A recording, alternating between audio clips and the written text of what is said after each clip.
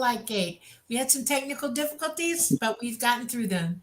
I want to say welcome to you all from the beautiful city of New Orleans at 107.7 FM and at the United Public Radio Network and the United UFO Paranormal Radio Network at 105.3 FM.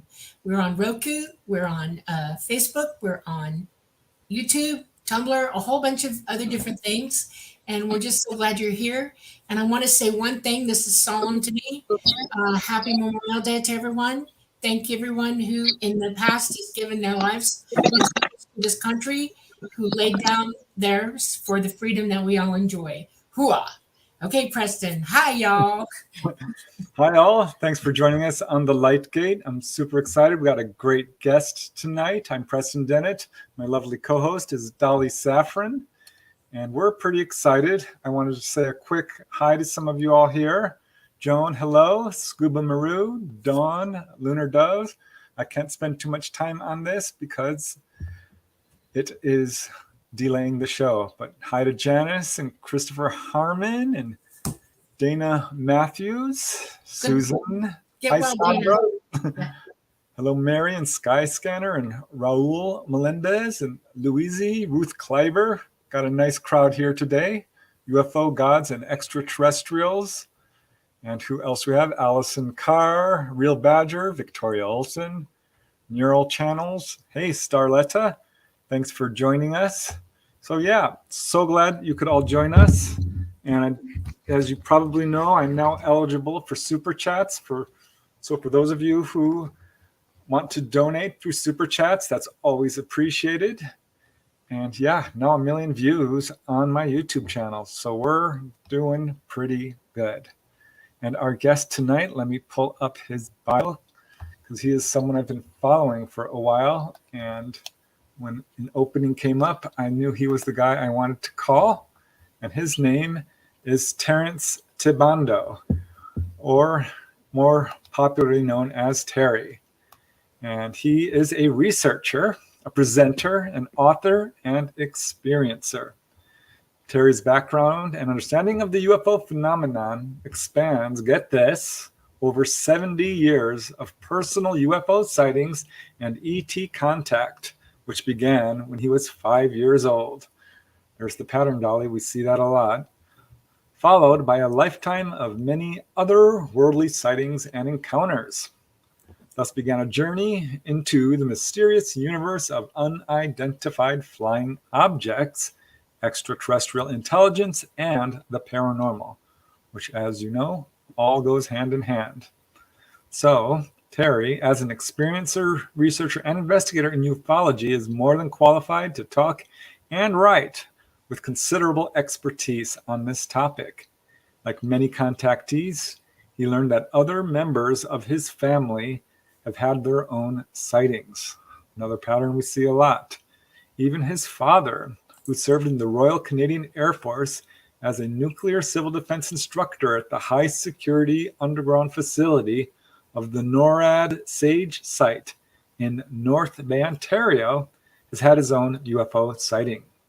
In 1951, he saw a saucer-shaped craft emerge from an Air Force hangar in Moulton Air Force Base that flew into the air, hover briefly, and then descend back into the hangar. Ooh, we're going to have lots to talk about tonight. In the late 1960s, Terry began attending UFO lectures while in high school. Ooh, wow, early start. Meeting such people as Dr. Edward Edwards, a linguist from the University of Victoria, and Daniel Fry from New Mexico. Wow, Terry, I'm impressed. Daniel Fry, amazing. He's a well-known contactee and UFO author. Terry attended the University of Victoria, majoring in astronomy, physics, math, and other sciences. Yet everything he was studying was always leading him in his search for answers that would bring him closer to the understanding of nature and the reality of extraterrestrial life in the universe. I'm going to have to shorten this because I'm only halfway through. I will say that his investigative research, he was a member of APRO. Very cool. His investigative research culminated in 1996 when he met Dr. Stephen Greer during a 1-week Ambassadors to the Universe training seminar. And what else do we have here? He was a stand-in speaker for Dorothy Izzat. So if you don't know her, she's an amazing contactee. He was a panel speaker along with Peter Davenport from NUFORC and a lot more stuff. He was talked on the Grimerica Blog Talk Radio, has been interviewed on the Discovery Channel during their Alien Week. He's been interviewed on BC TV News and actually appeared briefly in Greer's documentary Sirius, and was a financial contributor to Greer's documentary Unacknowledged, which was very well received. So he has been instrumental in coordinating, hosting, and emceeing the first Disclosure Project in Canada as part of Greer's Disclosure Witness Tour, which included Stephen Greer, Dr. Carol Rosin, and more. And for 30 years, this is interesting, Terry has led teams of people on field expeditions as the CSETI Vancouver Coordinator. Here's the last part I'd like to talk about. He is the author of the massive 6-volume books titled A Citizen's Disclosure on UFOs and ETI. 6 volumes, each covering different aspects of the UFO phenomena. He's appeared on most of the major UFO podcasts like Fade to Black with Jimmy Church, Everything Imaginable with the wonderful Gary Cacciello, the Unex podcast with Margie Kay, UFO Paranormal with Jim Harold, and many others, including Tonight on the Lightgate. Oh, got through it. Wow, Terry, what an amazing resume you have. Thank you very much, and thank you both, Molly and Preston, for having me. I've heard much about you, and it's a privilege to be on your program. Hey, it's an honor. Yeah, really, really excited because there's not a lot of people who've been in the field as long as you have, who are still at it. I mean, I'm probably one of those unsung heroes in the sense of people in the UFO community, and I do consider myself somewhat of an expert, at least in Canada. I know there's a couple of other people, Chris Rotowski and Grant Cameron, who stand out as luminaries. And so I thought it's time that maybe people start to know who I am, and getting on podcasts like yours helps to promote not only my books, but myself, and hopefully to other future events. That's awesome. Yeah, well, I'm excited. And how we usually like to start the show is digging into how a person got involved in this field in their very first experiences. And in your bio, you talk about having experiences all the way back at age 5, I think it was. So correct. That is fascinating to me. It starts so young. Dolly's experiences began at 10 months. 10 months. So yeah, Dolly's a full-on conscious experiencer. So I'm very interested to hear how it started for you. I mean, what was your first experience that you can? Well, all of my experiences have been conscious. They're not based on any hypnotic regression. It's what I remember and what I recall. And the first experience occurred when I was 5 years old. This was in 1953. Wow. I suspect it was around November, and I don't remember the exact month or the day, but I knew that it was in November only because my mother indicated to me that in the process of trying to calm me down and make me aware of the fact that I may have been having a dream or a bad nightmare, and that I needed to dream about something positive, and the positive thing was Christmas, and Christmas was not too far away. So that was the sort of connection of the date timeline of when I started to connect the actual event. Now, I will say this, and my father was in the Royal Canadian Air Force, as you mentioned, and we were stationed, like many servicemen, whether in the U.S., Britain, Canada, or other countries, from one place to another across the country or into other countries. And we were stationed from Victoria, British Columbia to North Bay, Ontario. And from North Bay, Ontario, we moved to St. Jean's, Quebec, which was a small community and a small military base. Rather uniquely, though, this base had an aircraft, and it was an aircraft that was brought in from Germany. And my brother and I had the opportunity to explore this aircraft. Now, the events leading up to that was that my father had got us just moved into the military housing, and he said, I'm going down to be playing baseball with some of the servicemen. Would you boys, my brother being a twin, said, would you like to come and watch? And we said, sure. It was a Saturday. We had nothing else to do. We didn't know anybody. Mm-hmm. So we went down, and we saw the servicemen playing ball and catch and hitting it like a regular baseball game. And my brother and I got very bored very quickly because we were the only participants or audience watching this. Oh, wow. So we're looking around, and all of a sudden our eyes caught this aircraft, and we took off. My father never missed me, or my brother, and we went over to this tarmac, and here's this craft, this aircraft that had essentially one wing on it, a large tail, a nozzle on the back end, and a tiny propeller on the front end. And it had a German cross on the tail. And it was camouflage colors. And we ran our hands over it and played with the propeller, and we found that the canopy was open. So we climbed on board, taking turns to sit in the cockpit of this aircraft. This was a Messerschmitt 163E Comet rocket.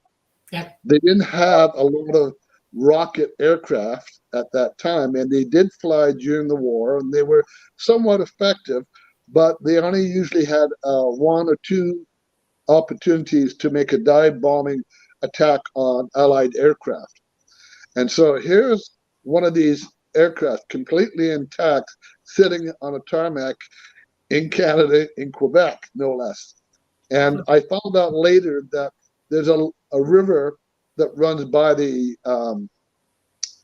Air Force Base, and I figured they must have put it on a boat and then got it off the boat and just wheeled it over towards the tarmac. So that was the first sort of exploration into the field of aerodynamics and planes, etc. And from that, I suspect that the ETs were in the area. I didn't know precisely. I wasn't even aware of the fact that ETs per se. Right. In November, probably a few days or so after that event, my mother and I went out for a morning walk along the base, pushing my younger brother for his in the baby carriage for the walk.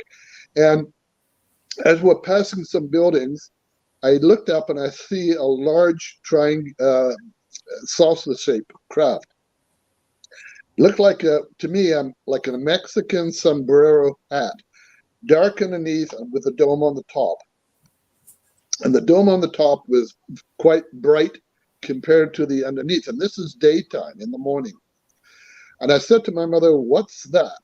And she looked at it, and she didn't really know what it was because there was some confusion in her mind. And she said, "I don't really know, but I think it's an aircraft." And then it took off. So how low was it about? Oh, easily within 500 feet, easily. Oh, it was right above a building. And, to this day, I'm surprised that it didn't bring other service people out to go and look at it, because I would have figured this would have been picked up on radar, because radar was definitely already out and available to most countries after the war. Right. Well, this is 1953. And as I say, within a few days of that sighting, I had ETs come into my bedroom. So they found me. I didn't find them. Well, I was going to say, you know, when someone has a sighting that low, I mean, I'm sure you've probably figured this out. It's probably more than just, or can be a prelude to closer Yeah, contact. It's the knock on your door. yeah, it literally was. And I think that my brothers and I shared one bedroom, and then my parents had another bedroom beside ours. And this was a small house. It had a kitchen, a sort of a dining room and a living room, all sort of in one area. And interestingly, as I say, that event, as you mentioned, that when you have a sighting and it's somewhat close, there's sometimes a follow-up to it. And because my brother and I had been climbing all over this German aircraft, if they were in the area, they might have thought, here's some people, little people like themselves on this aircraft. Maybe we ought to find out why they were there doing what they were doing. And so they literally came through the wall, and to me, I thought they were ghosts, like Casper the Ghost. Yeah. And at the same time, I thought of them as little men, very bright, very luminous. Probably I was 5, so they're maybe a little bit taller than me. Had large eyes, but they weren't black. They were like a normal human eye, but large. They seemed to have a mouth, hands, fingers. I couldn't tell if they had ears or not, but I was freaked out because something strange coming into the bedroom that may be ghost-like. I just didn't understand it. So I was calling from my mother. She came in, tried to find out what was going on. I said, there's little men or little ghosts behind the door. Go over and take a look. Of course, she takes a look. There's nothing there. So she says, well, you're probably having a nightmare. So she settles me down and leaves and goes back to the room. As soon as she leaves, boom, they show up again.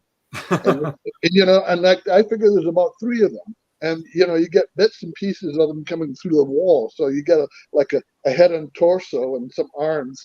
And just, it's very paranormal-like. And I had, I think, looked at comic books at that time, and Casper the Ghost was the only thing I could relate to.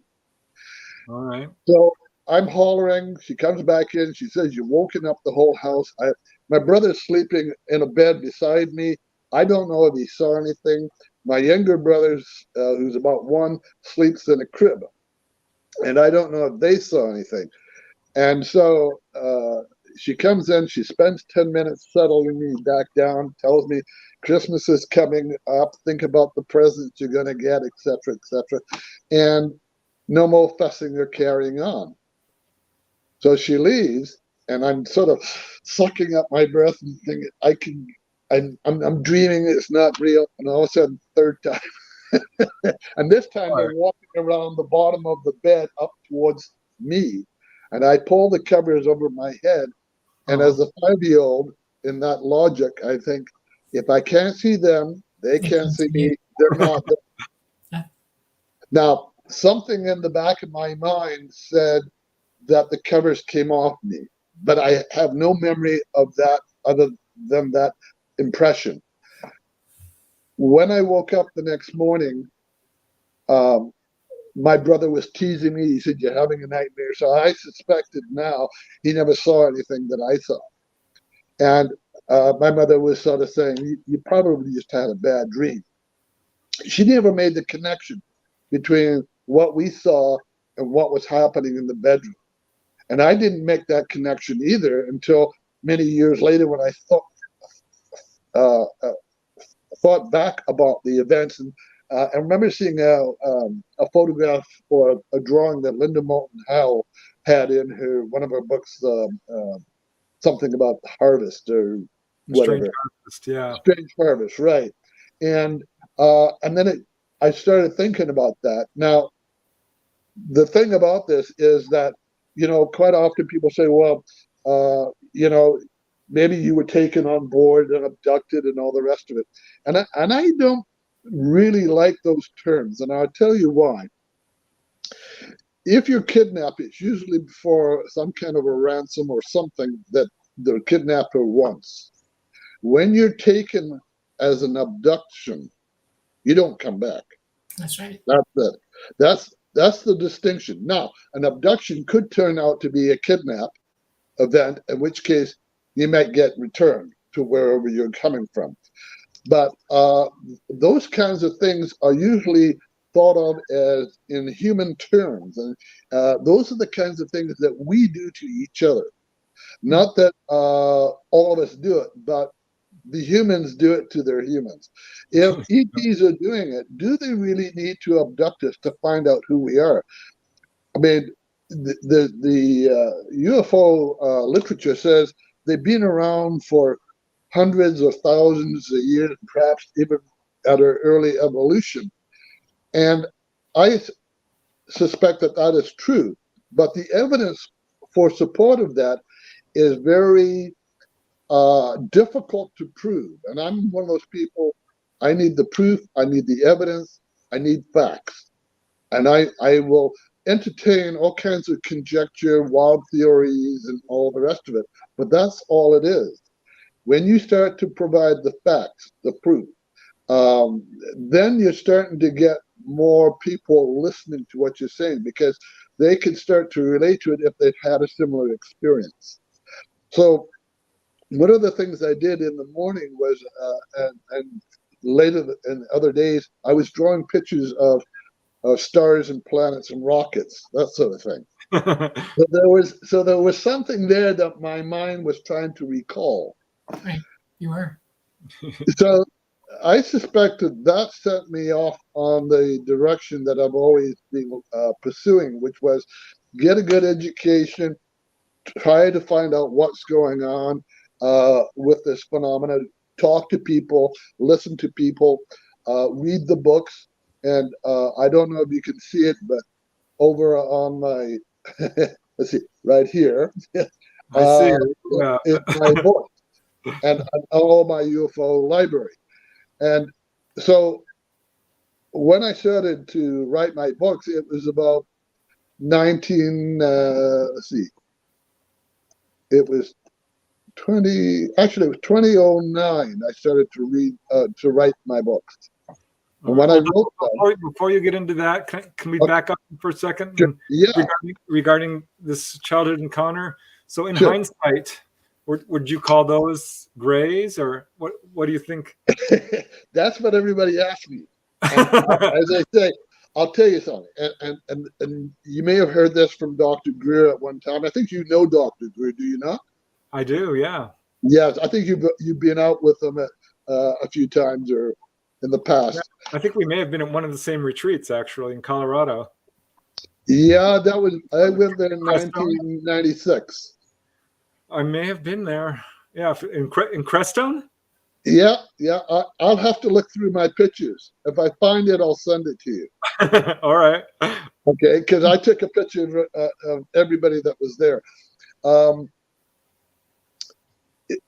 So the thing, like Dr. Greer would say, and I accept this as well, because when we use labels to try and identify something, what we're doing is we're projecting our own human condition and experiences onto something unknown, Exactly. trying to make sense of it. Right.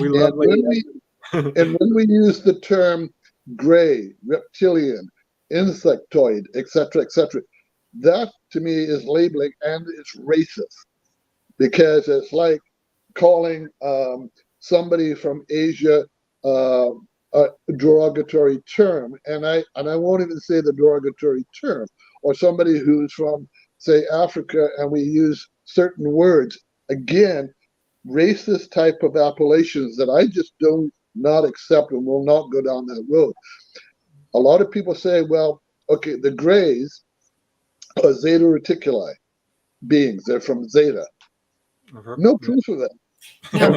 No. And the reason why I say that is because in all the years of my contact, and I've had contact with ETs, and some have actually given me telepathic messages, and they're very simple telepathic messages, nothing elaborate, nothing with a formula, how they got here, who they are, etc., etc., etc. In terms of also having other people with me when those events occurred. And the problem I have is when somebody says, oh yeah, they came from that location, and it's based on Barney and Betty Hill's experience. My experience occurred 8 years before theirs did, if we use the same type of beings. And how they got that term is based on Marjorie Fisher's research of making a three-dimensional model of various stars based on size and illumination and that sort of thing, which is actually not a bad way of doing it, because I took astronomy in university, and luminosity was a way to determine the size of a star and its distance and all the rest of it. But the problem is, and this was also brought up by Stanton Freeman, and I've also met the gentleman, is that he said that you could take any star field pattern and move it around until you got a similar pattern based on the maps that Betty Hill had drawn. Right.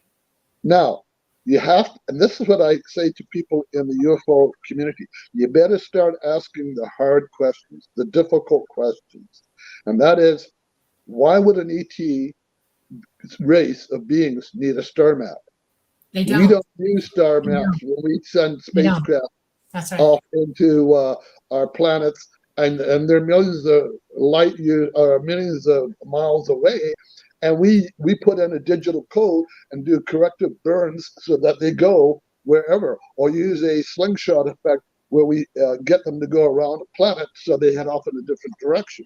Yeah, we don't use star maps. Everything is perspective with traveling in the universe, and you don't navigate from their perspective. We navigate from ours, and they navigate from theirs, unless they're here, and then they use our coordinates to go back their way. And they don't use the same kind of coordinates, vectoring that we do. They use a whole different system for that. And I find it interesting that you're saying what you're saying. It's very dead on. And I have two questions for you. I want to backtrack for 1 second. You have a twin. Is it your identical or you? Yeah, I was wondering about this too. He's a fraternal twin. So you see in the movie. You see in the movie Twins. Yes. Danny DeVito and Arnold Schwarzenegger. Okay, so you look really different. He's Danny DeVito. Okay. All right. Now, here's another question. What did he do in life? And I know what you did in life. What did he do in life? Essentially, he went to university for about a year or so, and then he went off working. He worked in some government summertime type jobs, and then he moved into doing surveying, and that surveying would be like for highways or for other types of surveying. Okay, now let me ask you another question. How psychic are you, and how much of that have you employed throughout your lifetime? How many instances do you have? I have had a lot of experiences, and the thing is, I've had intuitive insight sometimes to what my brother may have gotten himself involved in, or a little accident or something, or I've actually one of my strongest psychic connections was telepathy with a friend of mine who's since passed away, and it was during a UFO sighting, and I wanted him to see it, but he was driving. Oh, wow. And what happened was there was two cars. I was in the lead car with him as the driver, and a lady behind in the rear seat, and then there was another vehicle with another 3 or 4 people. And the interesting thing is, we're going down the highway, and I look up and I see 2 round lights. And at first I thought it was an aircraft that is coming from the northeast headed towards the airport, which is a typical flight path for aircraft. Right. But what I noticed was these lights were like fluorescent lights. They weren't incandescent. and they weren't green and red. There were just two white lights, and it seemed to be pacing the car. And as it paced the car, it went over the highway, and I could look up, and I could see suddenly a red light underneath it, and then another third white light. So it was a triangular-shaped craft. But there seemed to be some understructure. What year was underneath. that? This was 1995. Okay. How in I think Canada? it was 95. Yeah, in Canada, how much news do you get from the U.S. as far as technology goes and understanding what our government's militaries are doing? How much? I have to root and dig around for it, and there are some people I think back east who get more information than I do. I listen to the news. I get some of the political stuff that happens with Trump and some of the other people. It's something may. Okay. Pardon me. You have a very huge gap in understanding what goes on. Yeah. Okay. Yeah, but the thing is, I tend to dig into things that are of interest to me, and if I don't get it off the news, I'm looking for it on the internet, or I'm listening to people like yourself, or I'm reading books or whatever. And what I found is that there's a lot of technological advancements that you people are probably not aware of. Well, I'm talking about not about spacecraft and reverse engineering. I'm talking about that your governments and those agencies that are covert have already started tinkering with interdimensionality, and it scares the bejesus out of me because I don't think they realize what they're doing. Yeah, they're trying. Their physicists understand it now, but they don't know how to employ it yet. They can't do it. They're working very, very closely towards it, and there's going to be, in my estimation, there's going to be a problem with them getting, say, a spacecraft to operate the same way as an ET spacecraft. That's exactly correct. You have to be evolved consciously, and they're not. We as a species are not yet evolved. Correct. And therefore, we cannot get that technology that is essentially sentient technology. Thank you very much. AI is not the answer. It's not sentient. Right. Yeah. Well, I love everything you're saying, and I just want to go back to what you said about labels and different species, because this is something Dolly has been underlining for a while, that ETs are people, that we all share the same heritage. This is a message a lot of contactees get. We love labels, and we think it helps us to understand things. Sure. But really, it can be misleading and divisive. Yes, very much so. ETs, let me tell you something that you don't know, okay? If you have DNA and you're alive, you're a member of their family. All life in the universe, all of it, everywhere, there's a template to it, and we all have the same DNA. It rolls up differently. We look a little different, but we're all the same thing. Hands, feet, arms, eyes, heads, ears, mouths, nose. They eat, they sleep, they pee, they poo. They have children. We all have DNA, and so do they. We are related to them. They are our progenitors. We did not evolve on this planet, period. What's amazing to me is that whatever environment you're in, and we have examples of this here, we look different for a reason here because we come from different habitats. Some are very hot. We developed more melanin into our DNA. Your DNA is mutable. Whatever is bugging it the most, it corresponds to that and changes you physically to match what it has to survive in. And that's the same way throughout the universe. Some of us are darker, some of us are lighter, some of us have straight hair, some of us have kinky hair, some of us have very dark black eyes, some of us have very light, almost gray eyes. Same thing everywhere. We all have the same, in this dimension, in the third dimension, life. And it's hard because in this dimension, we're gravity heavy. All our molecules are very tight together, all the protons, everything is light. Most people don't get that here because we're so dense, they don't see it. But we're made of light. That's why some people can see auras, okay, and see things going on energetically around everything. It's because we can perceive it. We have the right equipment in our heads to perceive it. Outside this dimension, the first three are gravity, first, second, third, we're in it, okay? Going out of the fourth dimension, we start to lose our molecular cohesiveness, okay? And we start to lighten up, and you can start to see it more. And by the fifth dimension, you're fully non-corporeal in that dimension. You don't have bodies like you see here, okay? And you change. There are 12 dimensions. There are 2 below us and 9 above us, okay? That's the way it is, period, the end. And it is interesting to me that people here, and I'll tell you something. I don't know if you've seen this in Canada. I wish you would tell me yes. We've been told many things to become divisive for a long time throughout our history, most especially since the First and Second World Wars here. And, Germany was the turning tide on that. Hitler set the stage for no more diversity of people, and we're all one people. He set the stage to separate us all. And now we're living in a time where people hate each other just because of the way they look. That's wrong. We're human. We're Homo sapiens sapiens here, period. There's only one race, Homo sapiens sapien. You have ethnicities, nothing else, okay? ETs are the same way. That's my opinion, and it's real, and it's taught to me by ET, period. That's what I'm telling you. I think we need to interview you. He already did. He wrote a book about me. Yeah. So, yeah.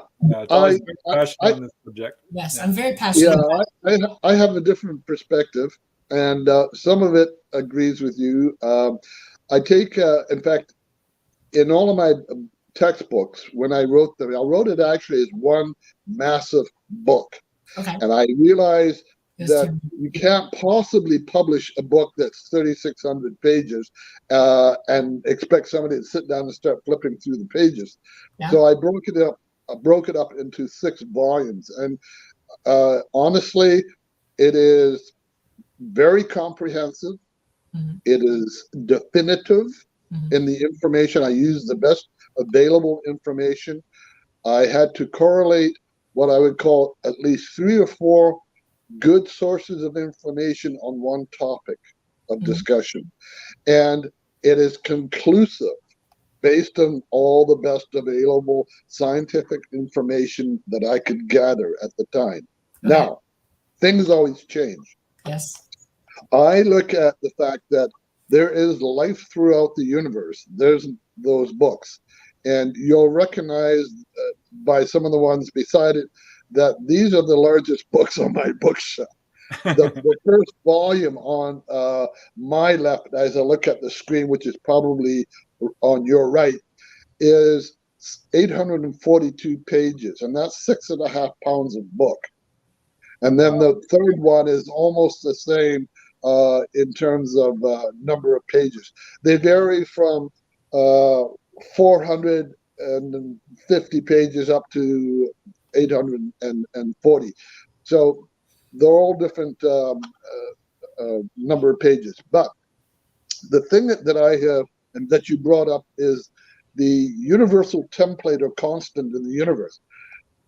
I have to respectfully disagree with that. And the only reason why I do is because I've had not only encounters with different beings which appear to be humanoid, but there are beings in the universe that do not fit any known description of what we would consider to be a humanoid being. In other words, one of the I've had a download of ET beings, much like I don't know if you know the person Emily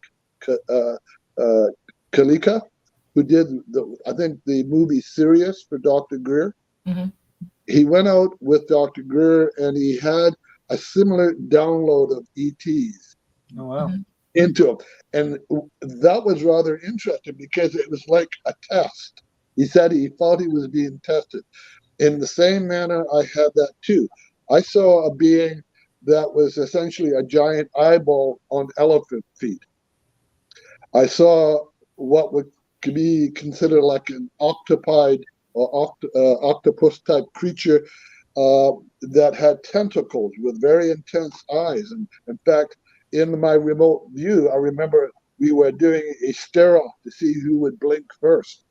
Mm-hmm. And I was determined I wasn't going to blink. And all of a sudden, I felt as if he smiled and said, "You passed the test." Now, that was a strange-looking creature that Do you think he was could have third dimensional? Pardon Yeah, me? that was my Do you question. think he was third dimensional? Was that like a Was he physical in- creature, or? No, this was remote viewing. Oh, okay. No, I mean, I do you had think that creature lives in the third dimension? That's my pardon question. me? Do you think that creature, as you call it, lives in the third dimension? Okay, You can remote anything in the universe. Was it in the third dimension? here's my understanding. You have to remember, I took astronomy, so I know what I'm talking about here. And So did I. the thing, okay, great. So the thing that I'm saying here is that there is a diversity of life throughout the universe. Some of it so beyond our comprehension, we would not even recognize it as being intelligent or even life as such. And so, because we're so conditioned with the three-dimensional perceptions, that we're balancing and correlating and experiencing all of that through those physicalities or senses that we have. However, are there beings that are perhaps considered interdimensional in nature and never physical? Yes. Is there beings that are considered celestial, astral, divine, beyond? Yes. Some people say when we transition from this mortal life into the afterlife, take on the condition of interdimensionality or spirituality, which is what the religions all say. And that has no physical form. There is no time, there is no space. In this physical condition, in this reality, we have measurements of time and space. But in reality, there is no such thing. Everything is energy. And I think you and I agree on that point. So it means that the energy that makes up me, you, and everybody else around us is the condition on which we are all living in. There are other beings in the universe who live in that same condition. Do they poop, pee, and all the rest of it have sex? I suspect they do, but it may not be in the manner that we would think. All right. Well, let me ask you a question. Okay, I want you to tell me, how many ET contacts have you had physical in the physical here yourself? None. And I'll preface this. Okay. And this may blow your mind, but when somebody says they had a physical contact, okay, we just came out of a global pandemic for about 3 years or 2 or 3 years. And everybody was wearing masks, gloves, and doing the distancing between each other. Or we didn't leave the house, or we only went out just to pick up the groceries and come back home. Now, imagine a physical contact with a species not of this planet. What are the chances of cross transmission or contamination of various viruses from them to us or from us to them? That we would come down with something so globally pandemic that it would be killing people left, right, and center. So when somebody says they had a physical contact, I want to know how they were able to achieve that. A lot of people say, well, they took medical precautions. Where's your proof? Well, let me ask you a question. Your first one where they speculate. wait a minute. Don't, the first one you had was not physical? Or are you telling me that wasn't physical? No, when I had my first initial contact, it was as real as I'm looking at you. Okay. Okay. Now, what I'm saying to you is that because they came through the wall, they were employing interdimensionality. Interdimensionality is a science to them where it is hooked into their consciousness, and their whole society or civilization is based on that. Their craft are interdimension. They're the spacesuits that have no buttons, zippers, velcros, or anything on it. And military people have asked, how did they put those things on? How do they take them off? They're formed onto the being. When they're formed onto the being, that means that all the nuances of circuitry, electronics, if that's what they're using, is incorporated into it. All the biometrics that they need to function as a being are incorporated into that spacesuit. When they fly the spacecraft, that spacecraft, in all likelihood, is built for that individual or for a group of individuals who can either touch the craft or use their consciousness in some way or form that interfaces instantaneously with what they want to do. So if they see a jet coming up at them at 600, 700, 800 or more miles per hour, they have to respond. As soon as they think it, boom, the craft moves and does whatever. Okay. I people meet each other for a reason. Did you know that? That when you have there's no such thing as synchronicity. It's all deliberate and it's I'm here to tell you that it's a good thing that we met, because you and I are going to talk after this show, and I'm going to show you things and teach you things that you do not know. Okay, that's fair enough. That's fair enough. I absolutely adore what you're saying. You're very smart and you've learned a lot, but you don't know the whole story yet. And I want to see how much I can show you. Real stuff, real science, real reality. That's right. I love this. I've been looking for people like you. I am one of the reasons that I love the Light Gate. It gives me an opportunity to meet as many people as I can, and to deliver information. And so I want something else. I've had paranormal experiences that are different from the ET experiences, and I know that sometimes people will confuse the two because there are some similarities, but there is unique differences as well. And I remember Dr. Greer wrote a paper on it called the ET and the New Cosmology, and he was indicating these unique differences and similarities. So, there are those, they're not the same thing. Even a globe or orb that floats around could be not only a spacecraft, it could actually be an ET, or it could be a departed one, depending on what can you remote view? Yes, I do remote view. I've had remote view. I want you to do an experiment. I want you to try this out, okay? I don't do it instantly on command. No, we're not asking you to do that. No, I want you to get 3 of your friends who can remote view. Y'all get together. One of you be the viewer. That's going to be you.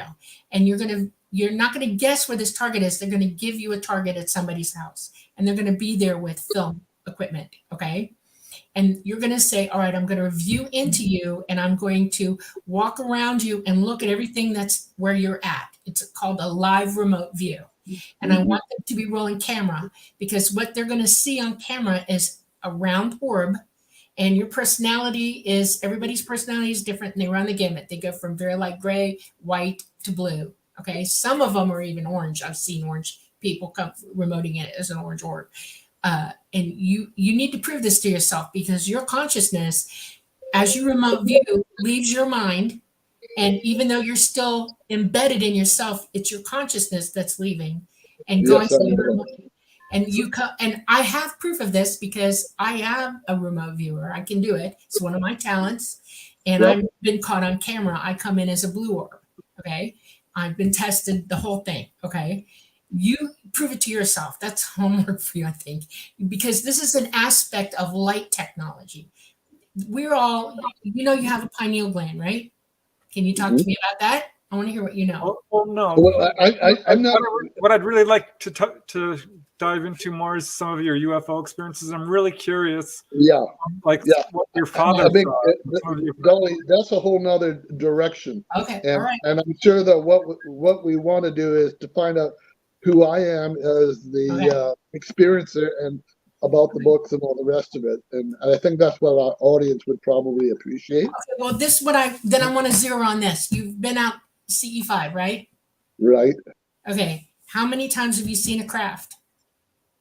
I've seen a lot of craft throughout my lifetime, and I've seen craft during CE5 events. We've had them flash at us. They zigzag around in the sky. They will go back in a certain direction repeatedly.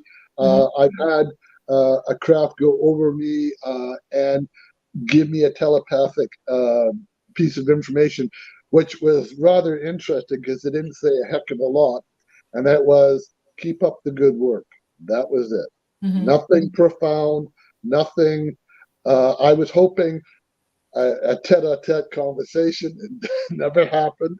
But that's one thing I did have happen, and that's ET. That's a telepathy with an ET, and I've had one other one with a reptilian who looks like a gecko lizard, and he basically I was asking for an extraterrestrial guide, like a spirit guide, right? And this was the being that showed up, and he told me his name, and after I introduced myself, and I said, "Do you have a name?" And he said HGN, and I thought, HGN, that's a very unusual name, and it made no sense to me. And I thought about it, and I drew a picture of what I saw, and I showed Dr. Greer at the time. This was down in Rio Rico in 2009 in October, and he said, "Yes, I've seen that particular ET." And so that was a confirmation that I wasn't losing my mind and making things up, that somebody else actually confirmed that. So I thought about this name, and then I realized, well, if he is reptilian and he probably has a language other than telepathy, that maybe I'm pronouncing his name incorrectly, but he gave it to me in a manner that I could at least understand and think about. Right. And when I realized afterwards that HGN was probably meant to be pronounced gutturally. No. Okay.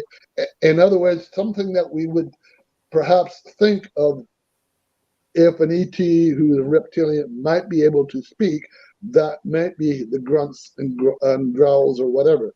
And so on the books, I drew the picture of the ET, Hugna, or HGN, as the being that I saw. Now, those are the only two extraterrestrial telepathy communications I've had.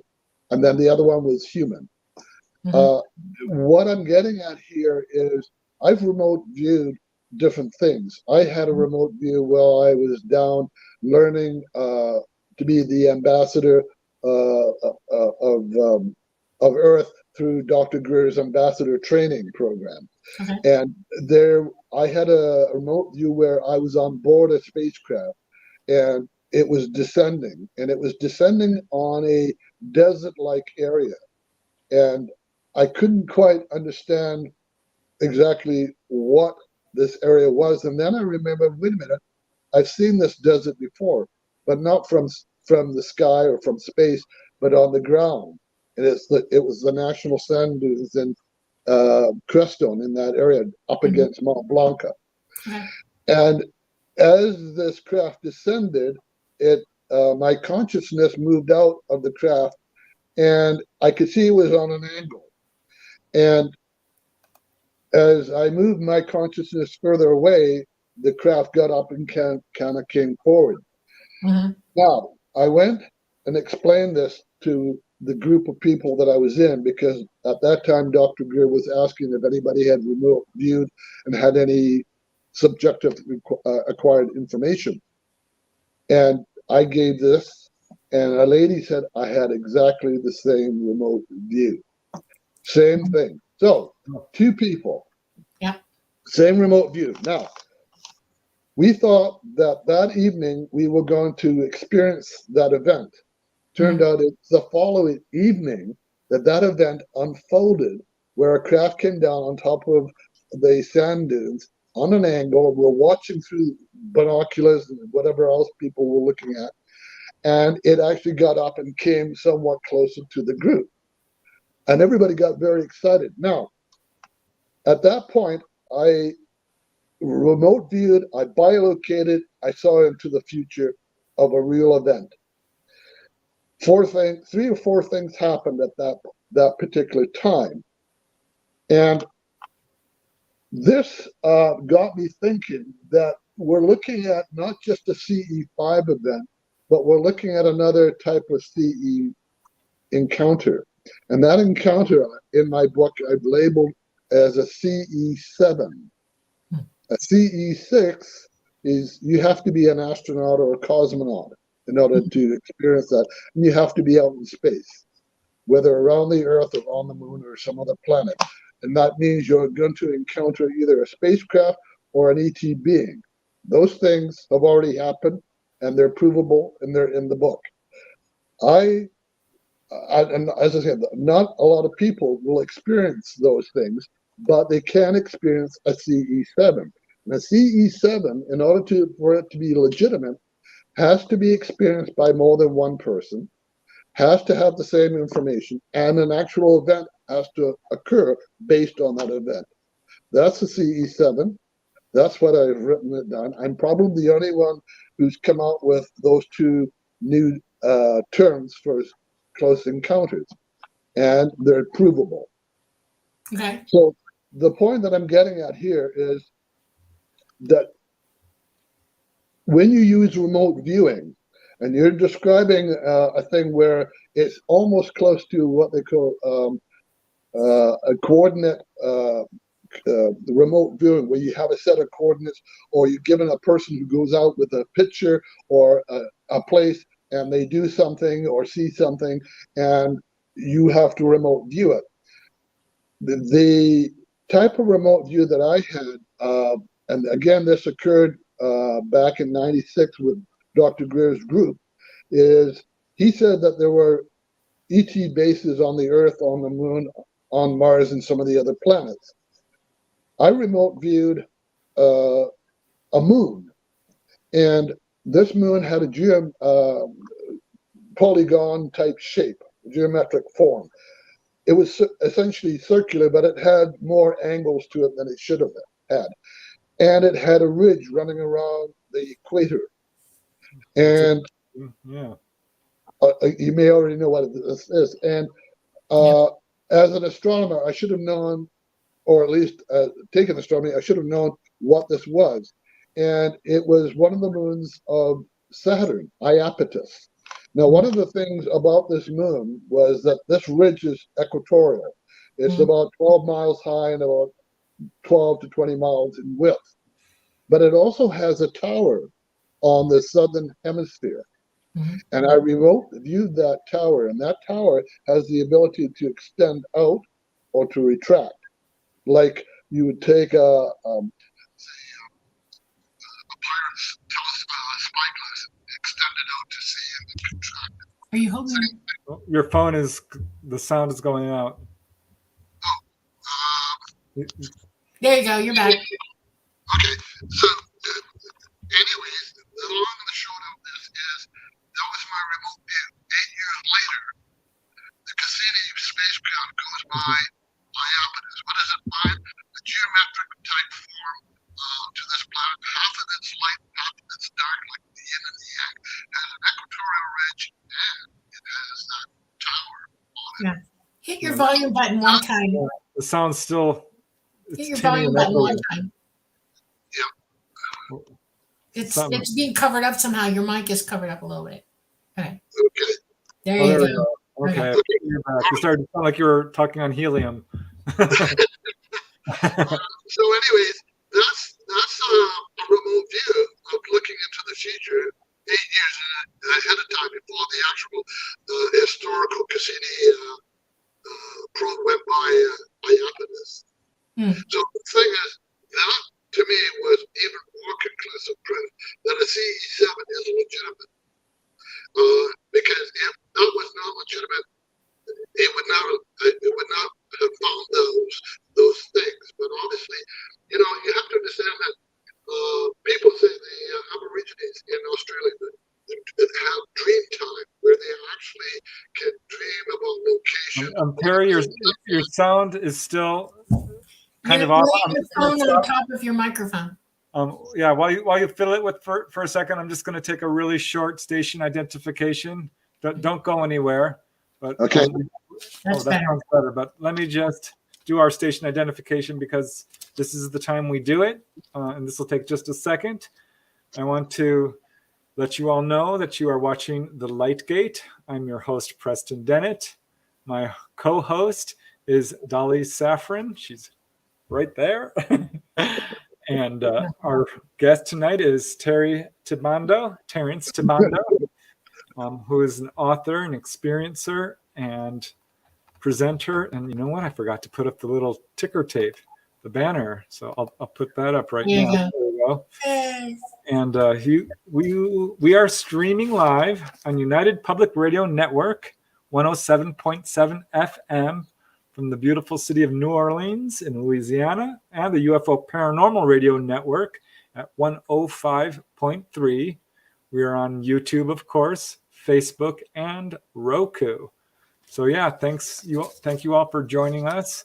Our guest is pretty interesting. I still have lots of questions, Terry. I want to hear about your family's encounters, your dad's sighting of a craft, and how you got involved with Stephen Greer and his CSETI stuff. Because I had some sightings with Stephen Greer. I joined CSETI when he came to LA. And we had sightings the first night, the second night, the third night. Of course, he was gone by that time, and we had a little core group. Yeah. Out there. And, I mean, that was a big year, 1990. Let me think for a second. 92. Oh, 92. Okay. That's a little earlier than I was. I was aware of him in 92. And I actually started communicating with them at that point. My father, because he was in the military and we were living in Victoria, he had a chance to go back and visit his folks in Toronto, and the jump off point was Moulton Air Force Base, and then he would probably take a bus or something towards his parents' home in Toronto.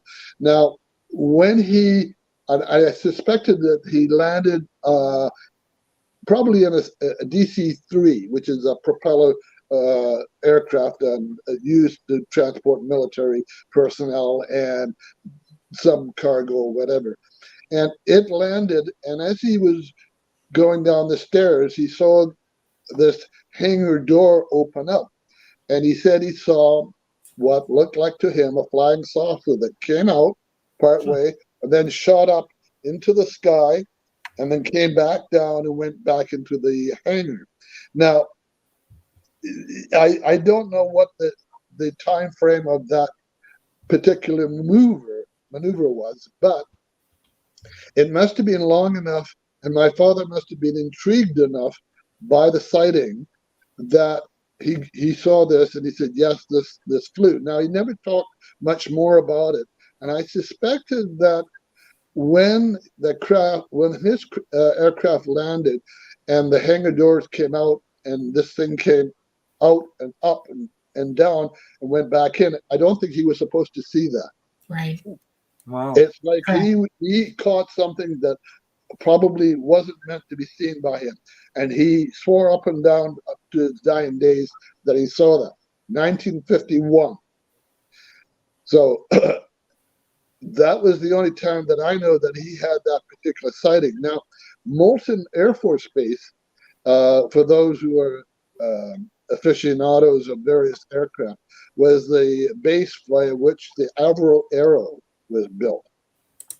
And this was, at that time, it was coming into development in the early 50s, and certainly by the mid-50s, they had put together several aircraft and test flown them. This aircraft was so far ahead of its time that they figured it was 2 or 3 generations ahead of its time, because it had automatic navigation, and if you didn't fly the aircraft, it would fly you. So you had to know where you were going. And it had, based on the claims, that it had a ceiling of over 40,000 feet, probably 60,000 feet, and it had the ability to go around Mach 2, not in a dive, but in a straight flight trajectory. And what was interesting about this aircraft is it had the Iroquois engine, and they strapped one of these onto, I think it was a B-27 or something, and it's a big bomber. And as soon as they turned on the electrical connection to this jet, all of a sudden the bomber lurched forward dramatically, speeding up, that they had to cut the power to this jet because one jet was enough to send this craft flying faster than it would normally fly. So that's the kind of technology that Canada was building at that time. And then the government in power was a conservative government under what was Diefenbaker, who was the prime minister, and he killed the program. And they got rid of all the models, all the blueprints. The parts were the aircraft that were there were cut up into pieces and essentially destroyed. But they always believed that one aircraft got away undestroyed. So that's part of the legend and the myth of Avro Aero and of Moulton Air Force Base. Fascinating. Wow. Yeah. Now, when we move forward in time, I had sightings in around my home. This is probably also traditional with a lot of UFO experiences, that ETs seem to know where you are, and they seem to show up wherever you move to. And so I had, when my father and family returned to Victoria, we had sightings, or at least I had sightings of craft in around the home or off in the distance, but obviously close enough that I could see that either with my own eyes or with a binoculars. So they seemed to be aware that I was tracking them. I actually built a simple version of a magnetometer using a magnet and a coat hanger and a bell or a buzzer. And basically, this suspended magnet would touch the side of a circle, which would then set the bell off and give me an indication that there was a UFO present. And it did work repeatedly. Wow. Yeah. So, that was an indication of my connection with the ETs or them with me. As I say, it wasn't so overt as more of it's there, but they're not sort of getting too personal at that point. Not as personal as I had experienced when I was 5 years old. Amazing. So how did you get involved with APRO, the Well, Aerial APRO, Research Organization? As I was going to high school, it was actually Dr. Edward Edwards, who was from the University of Victoria, was a professor, very knowledgeable in languages. He spoke, I think it was at least a half a dozen languages and could write 12 of them. Oh, wow. And he came during a lunchtime and gave a presentation about UFOs and APRO and this sort of thing. And he went out to investigate one of the sightings that occurred in Duncan, BC, which is just north of Victoria. And it's about a nurse who opened the curtains on a bedroom or ward and looked out and saw a saucer outside of the window. And she could see two beings in there moving levers and whatnot, and then the craft took off. He recorded that. That ended up in the APRO journal or magazine. It also ended up in a Canadian version called CAPRO, Canadian Aerial Phenomena Research Organization, which I also was a part of. And then what happened was APRO went defunct. It folded up, and a lot of the groups at that time were being infiltrated by the military and intelligences. And APRO was for what they would call the more the educated type of person, whereas NICAP, National Investigation Committee on Aerial Phenomena, was usually brought out the military. And that's interesting, isn't it? All these citizen UFO organizations get infiltrated. And I can tell you that my own personal belief is I think MUFON was infiltrated, though I think they've done more to sort of protect themselves. I know that Dr. Greer's CSETI was infiltrated, or at least tried to be manipulated.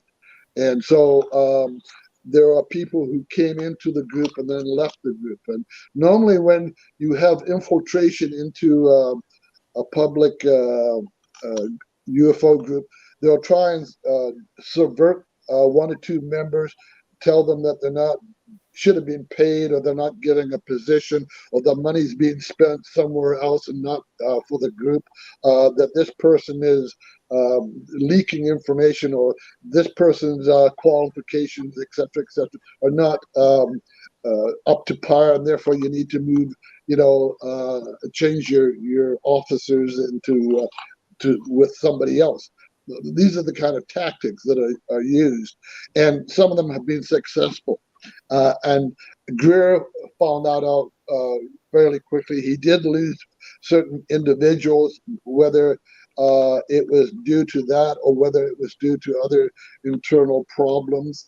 I will say this, that knowing Dr. Greer, he's always been approachable as far as I'm being able to tell.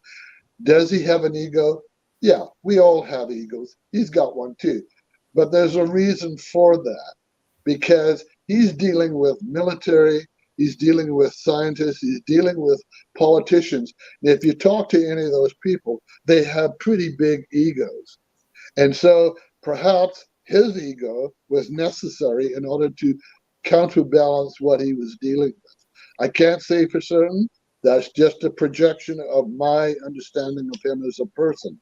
But I have found him to be open, hospitable, and willing to communicate with you. Yeah, I mean, I've had long conversations with him. He's always been very nice to me. And I think when you're a high-profile character or, in the field, you certainly are going to have people coming at you from all sides. Exactly. I absolutely know he's a genuine contactee because I watched it happen. Yeah, I have.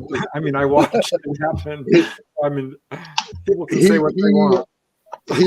He'll show up at an event and the ETs are there.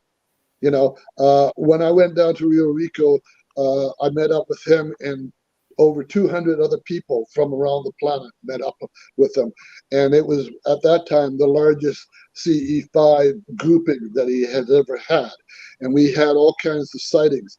But prior to him coming, we saw some what we thought were drones or helicopters. I suspect they were drones, and they were moving around in the sky. And not a heck of a lot was happening. Then Greer shows up, the ETs suddenly show up, and the drones started moving towards the ET craft. And as soon as that happened, the ET craft would move, and the drones would be chasing them around the sky. Yeah. And that's the kind of thing that we've seen. I've seen military jets chase craft that I was signaling with and getting a response. And all of a sudden, along comes a jet, and there were UFOs on the ground, brightly lit up, and I was using a high-powered beam to do photon talk. And what happened was, as this aircraft came, it shot something down amidst the UFOs on the ground. And I didn't know at that time whether that was a missile or what it was. I later found out it was a flare, which is what they usually did in Vietnam when they wanted to know where the enemy was. They shot a flare down to light up the field. And that's exactly what they did here. And in the moment that aircraft did that, all the lights on the ground went out instantly. And then out of the same direction that the aircraft came was a fast walker. And now, when I say fast walker, this thing cut across from the San Pedro Mountains towards the Sangre de Cristo Mountains, which is about 50, 60 miles apart, and flew right underneath the jet and over to the other mountain range in less than 2 seconds. Yeah, people tried to EMP the craft.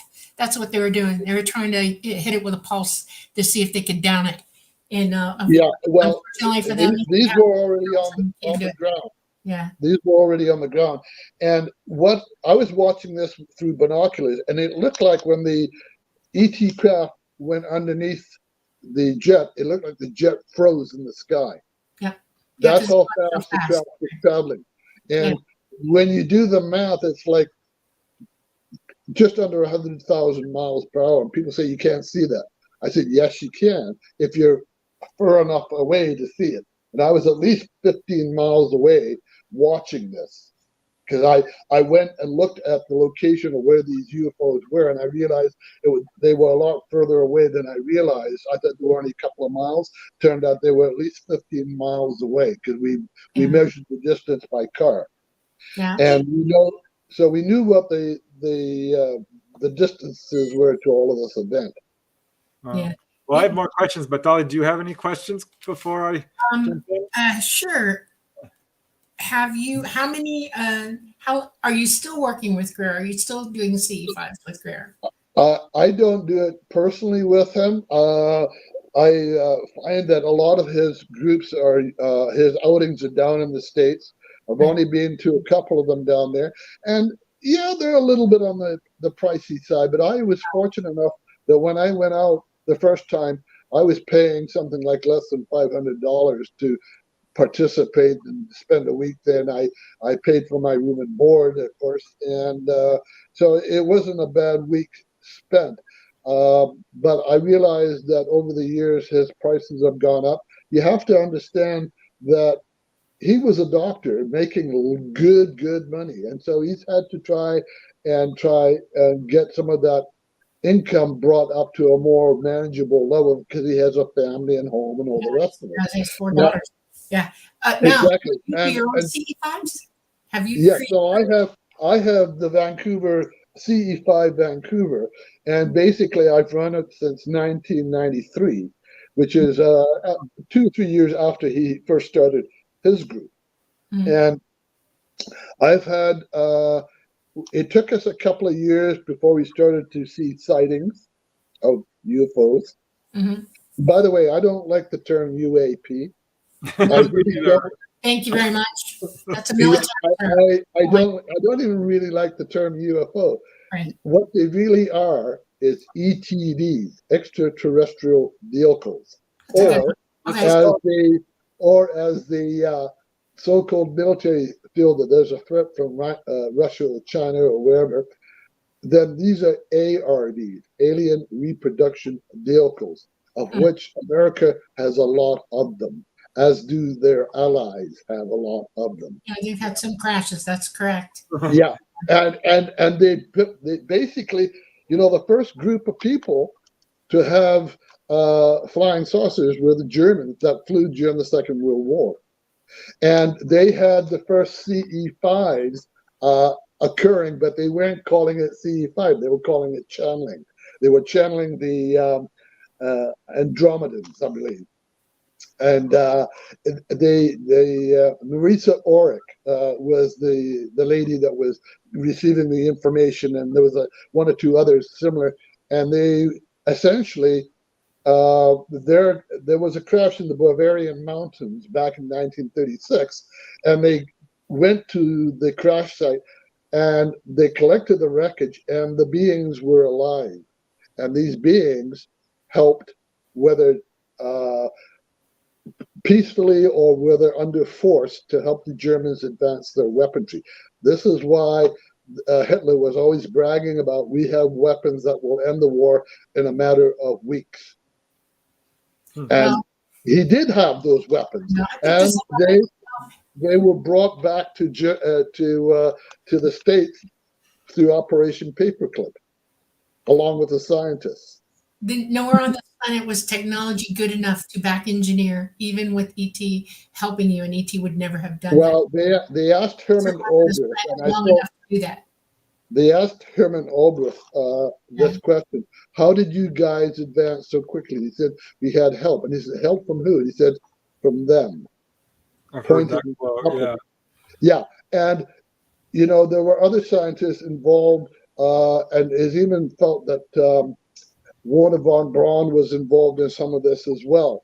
And this is the interesting thing, is that though he's considered the father of modern American rocketry in their program, he said to Carol Rosin that there is a big lie being perpetrated here. And he said that it's like played in a number of different layers or cards. And he said that the final trump card would be that a false alien invasion. Yeah. Which So is Carol rarely seen to be- Rosett, for people who don't know who she is, she was his assistant, Yeah. right? She was a protege who was a school teacher who worked with him, and he often said this to her, even up to the time of his final years before he came down with cancer that killed him. Yeah, he talked about a false flag, a false alien invasion, a false flag, and they're actually trying to perpetrate that right now. Yeah, that's exactly what's going on. This is, and I'm glad we brought this up because this is what's going on off the west coast of California, and that is they seem to be buzzed by Tic Tacs, as they call them. And what the Navy people don't understand is it's their own covert technology. Yeah. And when David Grush came out and told his revealing information to the congressional panel, a lot of people were very hopeful because they thought all kinds of interesting information, confirmation would be stated, which it was. Oh, your sound's going out again. Phone moved again. There you go. Can you hear me now? Lift it up again. Free the mic. Oop. What do you do? Uh-oh. Okay. There you go. All right, I'm gonna hold it. So, anyways, he comes up with this information. Everybody jumps on the bandwagon and says, "Wow, wonderful! We finally got official information." Unfortunately, if you're paying attention, you were getting limited information, and it was essentially controlled narrative. Very much so. Yeah. If people had spent the time prior or afterwards and listened to the disclosure, witness disclosure 2.0 event by Dr. Grant at the Washington Press Club on June the 12th, they would have saw 10 witnesses coming forward. Yeah. Military, industrial, scientists saying so much information that it was an eye-opener for those who probably didn't know much of anything. And David Grush didn't add a iota of information to what was going on. And Dr. Greer actually interviewed him at one point in 2022 and would have used him, but all of a sudden the news media got hold of him and he went on the news circuit with his information. So at that point it was like he was already doing something that Greer was going to be doing, but he was giving his own spin or narrative of what was going on. Now, I wish people would do their research because this is the problem in our community, the UFO community. People will not do the research. If you say a piece of information and it sounds pretty incredible, but it's worth investigating, then your sound is still a little wonky, Terry. I'm sorry. That's where you're holding it. Yeah. Yeah, the information should be researched by other investigators so that at least we can find out the same information, the same sources, etc., not just blindly accept something just because somebody says it, they sound official, and therefore, if they're official, we must believe them. Unfortunately, we're seeing the world go to hell in a handbasket. And it's like a lot of people used to look to America for the lead. And unfortunately, my perception is America has lost its soul. And its whole aim is on materialism. And those who support that are basically have their hands out wanting more money or whatever to support their own particular position. It's got nothing to do with you as the general public. Do you ever wonder why a false flag? In other words, do you have any questions about why there is going to be a false flag? Do you have any idea why? No, I don't have questions. I have answers. Okay. Because essentially it's what I call the wealthy corporate elite who even before the turn of the 1900s, were already establishing themselves. And by the time the turn of the century came around, where a lot of new inventions and hope for the future were being quashed by the wealthy, those magnets who supported who had the wealth. You take people like Tesla, who had all kinds of inventions and possibilities for a hopeful humanity. And J.P. Morgan said to him, well, if I can't put a meter on it, it's no use to me. He wanted to make money. And Wow. you have the electric. Do you know what the Carrington event is? Carrington? No. You don't know what the Carrington event is? No. I mean, you asked me the question before about what I knew about America, and I had to go root around and dig it out. It's like, now you're giving me another piece of information. I'm going to be rooting around looking for it. I hope so. It happened I'll give you a clue. It's 1859, and it is an event that our sun sent out a coronal mass ejection that was so powerful. It's on the X class range, very high range, that it burned up every telegraph on the planet, including the telegraph offices.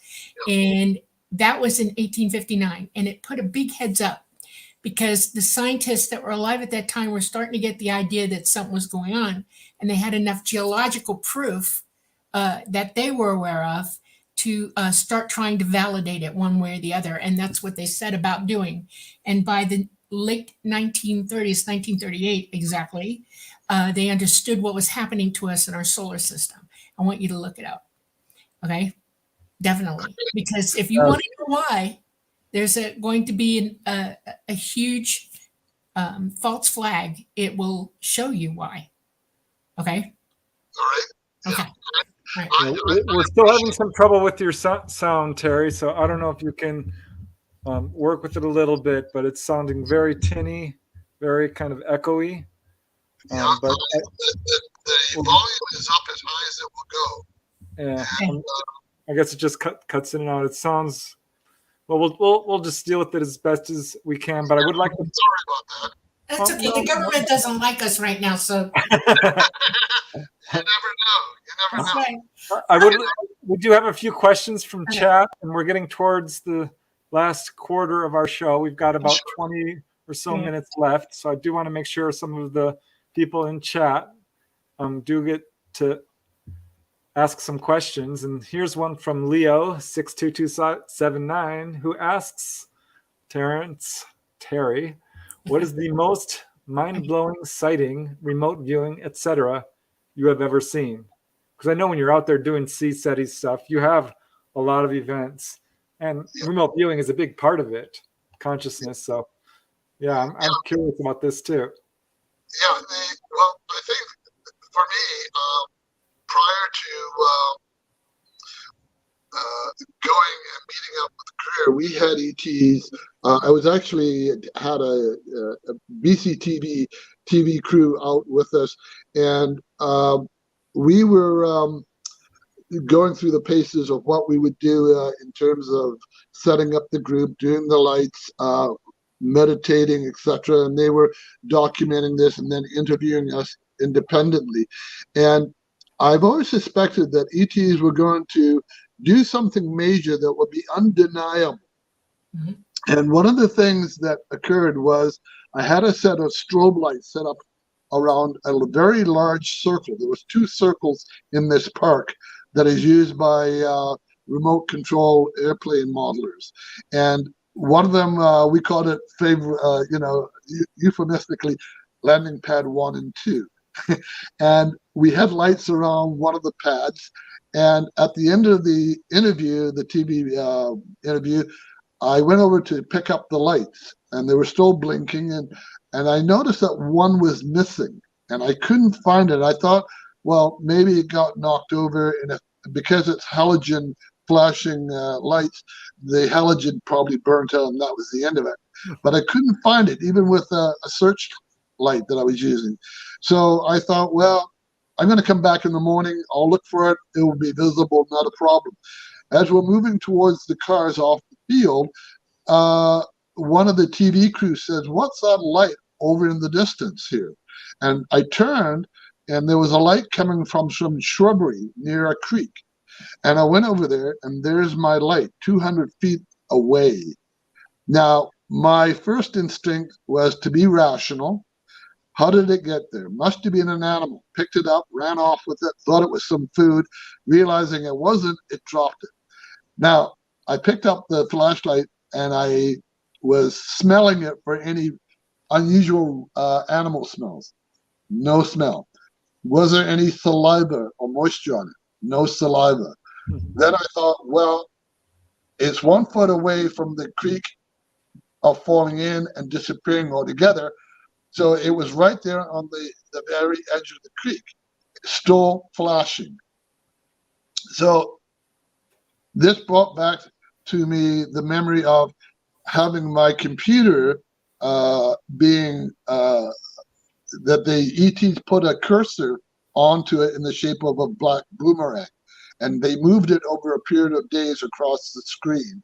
You remember the old Vista, Windows Vista, with the green, right? Well, this was off in the right-hand corner, and it slowly moved across. And as it moved across, it got a little larger. Now, I thought it was another cursor, and I tried to move it, and I couldn't move it. I thought, well, what's going on here? Is it burnt into the screen?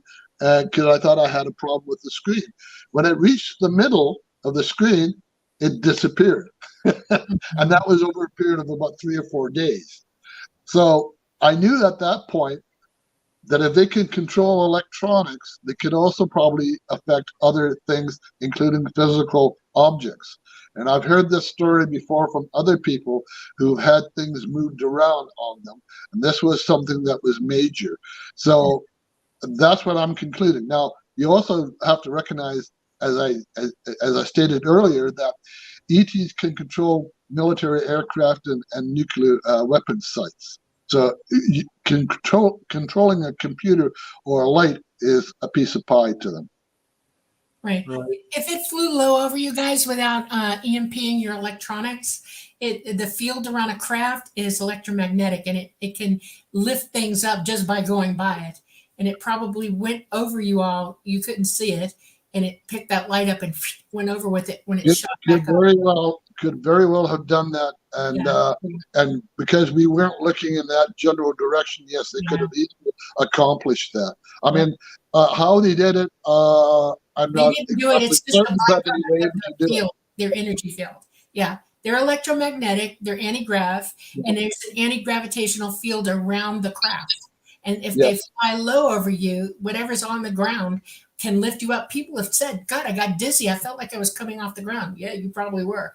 So that light is very light, and it just probably just pulled it away with it as it moved by it. There are cases where UFOs fly over a car and it will pull it right off the road, or one where it came over a horse and lifted it right up. But we also have that technology as well. So this is the problem. It's like, how do you know what's a genuine ET craft or a man-made ARV?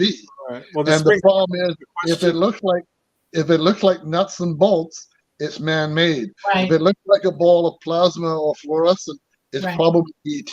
Correct. Right. Well, here's a question from Chris Teen, who's we mentioned false flag, and I think we kind of skimmed over it a little bit because a lot of people aren't aware of what false flag means. And Christine is asking, sorry, what's a false flag and who determines what's true and what's not? I don't know who to believe. So if we could... Okay, I want to say this. Everybody's responsible for understanding what truth is. And the only way you're going to do that is for you to scientifically yourself research, know all that is knowable until you're convinced yourself. Nobody else is going to be able to tell you the truth. You have to find it for yourself, everybody. Yeah, you have to experience this for yourself. And I fortunately have been able to do that. I mean, I've come from a father who's in the military background. We used to see jets and all kinds of things. I've seen the SR-71 fly over Vancouver and seen its afterburners as it takes off for the States. That's a pretty impressive sight. And the thing about it is that when you're out in the field, you can't just jump to conclusions. You really have to look at things. This is why, and I want to sort of give some promotion to the books that I've written, that when you get volume 1, volume 1 is basically a primer to all the other volumes. And if you bought any book from this 6-volume collection, volume 1 will tell you just about everything you need to know about UFOs and ET. If you go into the other books, I take you deeper and deeper down the rabbit hole to the point you're going to say, I didn't realize all of this was going on and that there's so much involvement and so much reverse engineering going on. This is the whole point behind what is man-made and what is ET. When the understanding and the breakthrough of electromagnetics and antigravitics was understood in the early to mid-50s, what happened was they understood the propulsion mechanism, that they incorporated it into almost every craft that they came up with. So if it was ball-shaped, disc-shaped, triangular shape, if it was square, if it was diamond, a boomerang, the same mechanism and propulsion is built into it. They're not all different. However, this is where the research is being carried on. What makes one craft different from another? Because they're not all with the same propulsion system. You mean the back engineered ones? The back engineered ones have essentially the same propulsion system from the early days. In fact, I have photographs that show one of the early attempts. And if you remember Mark McCandlish, who did the blueprint of a flux liner, you call it. And it's essentially, it shows the cutaway view of what was described to him, and he was an artist of military drawings and what have you. And I wrote to him, and he sent me a blueprint of this before he passed away. And the interesting thing about this is that the propulsion system is essentially what they call it, capacitor-type plates, where energy or electricity is fed into these plates that allow certain directions to take place, to occur. If you look at the outside of the dome, it uses conventional CDD or CCD cameras, which is how they're able to see where they're going. And if you look at, for instance, the Hanabu 2, which is a German craft, it was usually mounted with cannons around where the 3 pods were underneath the craft, and on the top they built another one of a larger caliper so they can shoot at various aircraft. Then you have George Adamski, who sees a Venusian craft. Guess what? Same Hanabu design without the guns in place. And he sees a blonde individual come off, and he says they communicate with one another. But he says it's interesting that the Venusian had a German accent. Well, I just want to say something real quick, because there's still some talk about this in chat in terms of what exactly a false flag is. Okay. I think what we're talking about here is our governments masquerading as ETs, using reverse engineered craft and staging a fake ET invasion. Right. This is stagecraft, and the stagecraft isn't just the ET craft, it's also the ETs themselves. These are programmable life forms, PLS, and they're essentially a cybernetic or robotic type creature. And there's been at least 2 incidents that I know where people have engaged with these creatures physically, and one was a lady who said she was constantly being abducted or having ETs in her bedroom. And one of the people at the time was Daryl Sims, who told her, fight back when they show up. So she fought back, and she scratched at the eye of this being and pulled off a lens, and behind where the lens was electronic circuitry. Yeah, that's our stuff. ET. Yeah. And then the other one was an individual fought with one of these beings and kicked it in the side, and the being fell to the ground, and it opened up a gash on its side, revealing electronic circuitry. In other words, there are simulations of gray ETs out there, and there are other configurations of ETs as well. Some of them are reptilian. Some of them are actual people who have been genetically altered. this is the kind of programming that's going on that a lot of people are not aware. They think these are real ETs. No, they're not. Are there real ETs that look like that? Yes, there are. But do you know the difference? Most people don't.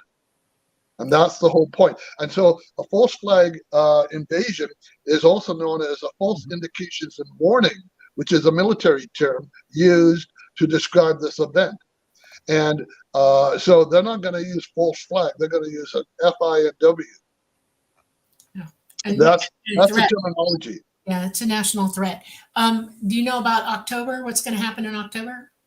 They're going to have a day where everybody's going to be warned by phone, by TV, and by cell phone, like landlines, TV, everything, radios, every emergency system globally is going to go off and have tests.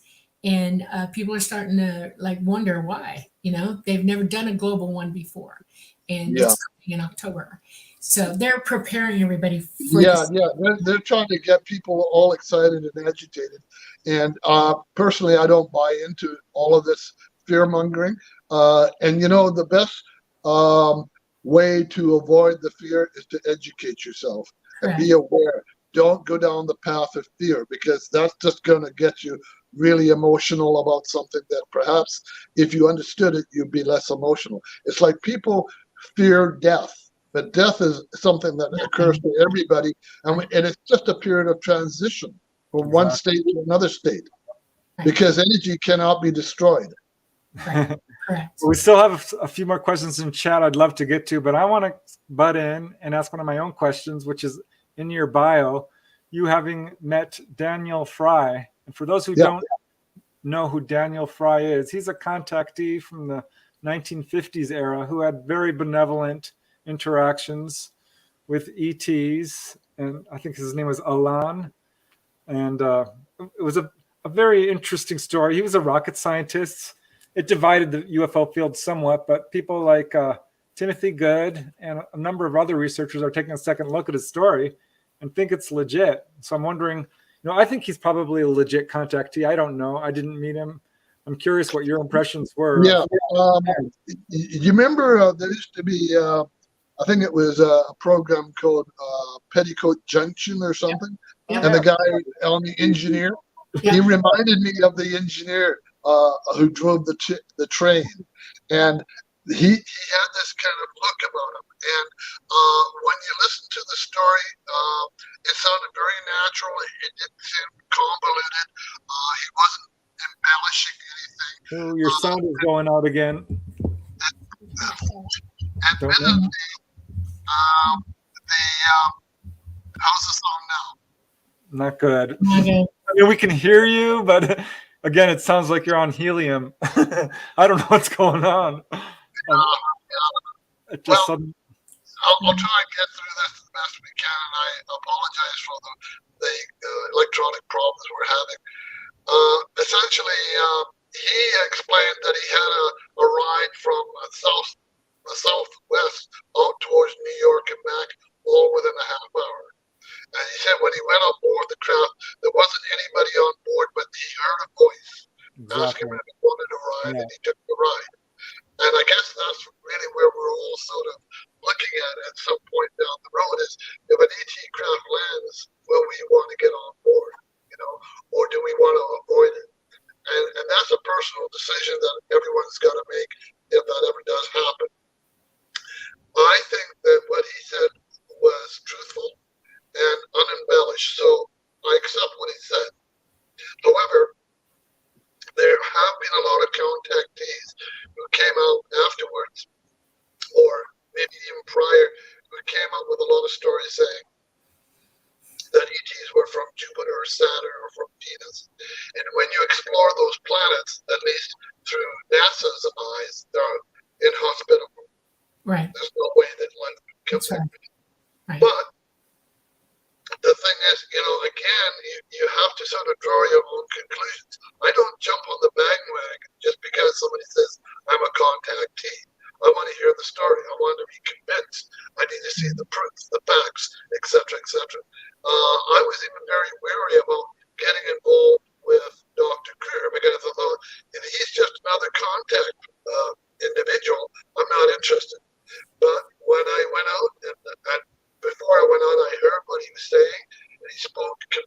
lately, and he mentioned things that only people who say belong to the Baha'i Faith, which I do, would have known. And I realized at that point, though he never stated it, he was a Baha'i, and he was. And so I was more convinced that what he was saying was probably true.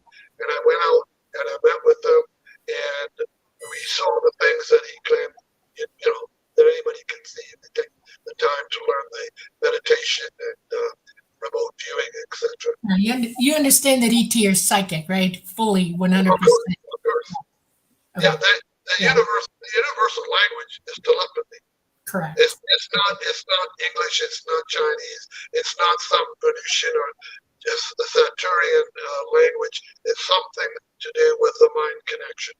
Right. All right. Well, we have like 10 minutes left in the show, so I want to get through a few more questions. And I want to thank everyone for holding on through our technical difficulties, because that last segment, you sounded a little bit like a robot, actually. It's funny because... my secret's getting out. Here, I just want to pop this up because Deanna says that robotic sound is something I've heard before when my phone calls are being recorded. And it's funny because, it does sound a little I also want to tell you something. I'm kind of an IT person, okay? And if you have a cursor on your computer moving around, you're being mirrored, and there's somebody here watching you, and he's mirroring your computer. Yeah, it's called CIA, NSA, FBI. Whoever in Canada that does that, And in you got Canada, a lot of books, they're watching you. So and in Canada, it's CSIS, and I actually believe I had CSIS in my home. When I had Dr. Greer come up back in September 9th, 2001, 2 days before 9/11, I had 3 gentlemen come to my home after a phone call and said that they would like to help with the taking tickets and really? whatever. You're right. What was interesting is there were 3 of them. They came to the door. One was an ex-Mountie. He was about 6'4". He could have bounced me off the ceiling without even trying. Another one, I remember him. He had glasses and I think thinning hair. And the third one was the one I cannot remember. I don't know why, but and anyways, they asked me a lot of questions about what I knew about UFOs, what did Dr. Greer know, which is really hard because I had to only sort of speculate based on my conversations and writings to him. And, they were pumping me with a lot of questions. So what I did is I decided to be a hospitable person and say, come, welcome, sit down. Would you like some coffee, tea, some goodies, etc.? And we sat and we talked. And by the time they left, they must have known that I knew who they were, even though they never said anything. Yeah. Then they showed up at the event, and they took tickets, and they came with green aprons on, which I didn't ask, but that's what they did. And I thought, okay, so they're going to take tickets, and if I was CIA or CSIS or anybody else, that's the location I'd take, because now I can photograph whoever comes through the door. Yeah. And I said to one of my partners, I said, what do you think of these 3 guys? He says, I don't know. They seem kind of odd. And he said, give me your impression. Like they're not honestly who they claim to be. And I said, well, like agents? And they said, yeah. I used to live in Virginia. I lived right in the intersection between Lynchburg and Bedford, which is right where Greer was living near Monticello. Okay. And I avoided him like the plague. I knew who he was at the time, and I stayed away from him because I am a contactee. I had constant contact, and apparently so did he. And I would see stuff over his property area all the time. And I've run across him like in Walmart and stuff. I've seen his family from afar, okay, in the Walmart. And I just smile at him. He's a normal human being. He's a nice guy from what I could see, but he's watched. I'm watched too. And it just amazed me. I was like, well, there it is right there. They're following it. And it just, I don't know how he stands it because I can't stand it. And it's crazy. Yeah.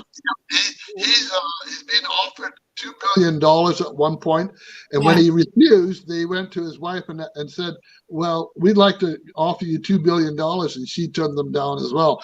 So the point here is that they weren't going to be bought off. Right. And as I say, I've had I think my phone tampered at times, and I don't seem to have any issues now. I think there's a sort of a state of mind that the public knows that this is real, and there isn't going to be much that they can say or do to convince them otherwise, other than a false flag invasion or a false indications and warning. So, you know, we, as you mentioned earlier, and I agree with this, we all have to do our research. Yes. Even what we've said tonight, I expect people to Exactly. go on and verify everything we Don't say. believe a damn thing I say. Just look it up yourself. Yeah, and that's what we're supposed to do on anything. Right. Absolutely anything.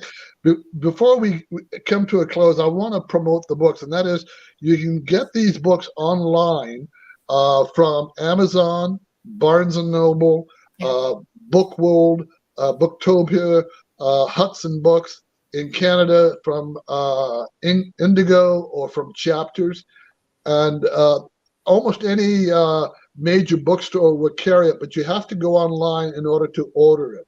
A lot of these books are massive. They're not cheap. They're like a university textbook. And Do I've they had come paperback at all? Pardon me? Do they come? They're hard. Are those hardcover or paperback? Hardcover. Okay. Do they come in paperback? The first one does, not the rest of them. Okay. What I found was that people were wanting to buy the hardcover over the softcover, which was unusual because I did offer a cheaper price on the softcover, but everybody wants the hardcover because I guess it's more durable. And I did approach the universities and asked the ones here like UBC, University of British Columbia, Simon Fraser, and I said, does anybody teach a course in unidentified flying objects and extraterrestrial life?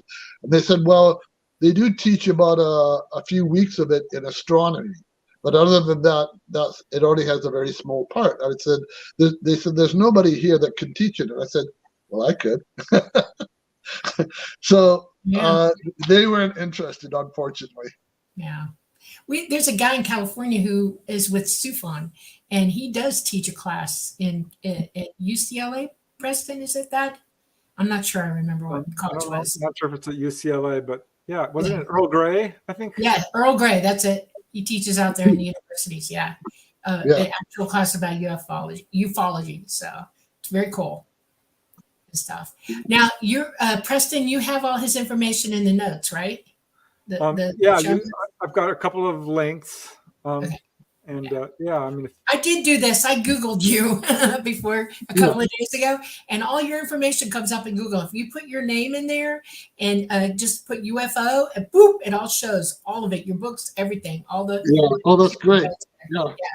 So, you know, it's gotten out there over the years, and at first it was like I wrote one or two things on the CSETI Facebook page, and I don't have a website, so I apologize to everybody who wants to know about that. But I have a cheap man's website, which is Facebook. It's under CSETI Vancouver, and I'll tell you something. There are posts there that you're not going to see anywhere else. For instance, I did some investigation on the anomalies on Mars, and contrary to what NASA has said, that Mars is a cold, dead, lifeless planet, it's not. Thank you. That's my mantra. I've said that all along. It's a dead planet, dead core. I found two life forms on there that are reminiscent of life forms on Earth, and I've named them, and I've given them the proper scientific terminology, and so one of them is a white marsupial mole, and the other one is a bilby.